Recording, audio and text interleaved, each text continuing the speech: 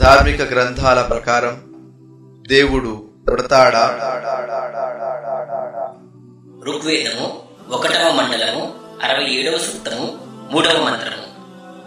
అయో నక్షాందార పృథివీం తస్తంబత్యం మంత్రేభిః సత్యైః. జన్మము నొందని దేవుడు శిథిలము కాని దృఢమైన ఆలోచనలతో నియమములతో పృథ్వీని ధరించి ఉన్నాడు. ఋగ్వేదము 1వ మండలము 177వ సూక్తము 3వ మంత్రము. సన్న అజయాక పార్థేవో అస్తు.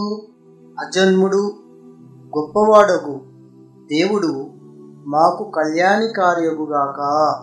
యజుర్వేదము 40వ అధ్యాయము 8వ మంత్రం. సపర్యకాక్షు క్రమకాయం. సర్వవ్యాపకుడైన ఆ దేవుడు సర్వశక్తివంతుడు, శరీరరహితుడు. శ్వేతాస్త్రోపనిషత్తు 4వ అధ్యాయము 5వ శ్లోకం. ఏకాయ అజా. ఒక్కడైన వాడు, పుట్టిక లేనివాడు. శ్వేతాస్త్రోపనిషత్తు 6వ అధ్యాయము 9వ శ్లోకం. నచాశకచ్చిత నా చారిపః. అస్య ఆ దైవానికి జనిత నా కచ్చిత్. జనకుడు అంటే తండ్రి లేడు. నా చాదిపః ప్రభువు లేడు.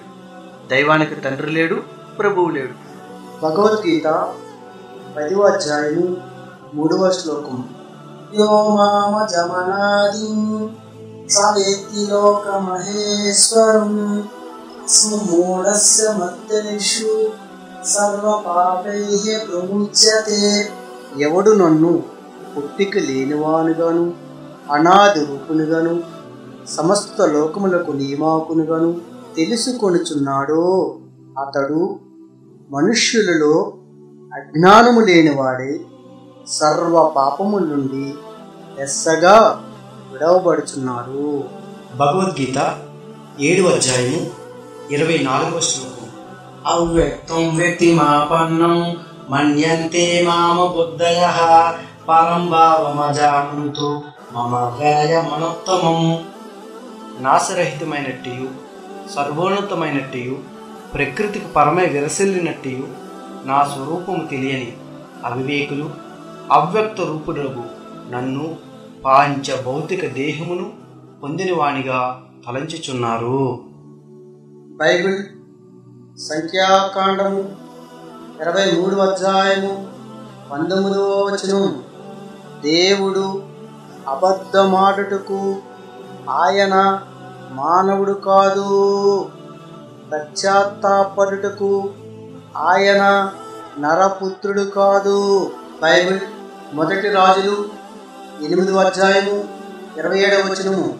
దేవుడు నిశ్చయముగా ఈ లోకమందు నివాసము చేయుడు. దివ్య పురాణ్ 112వ అధ్యాయము 3వ వాక్యం.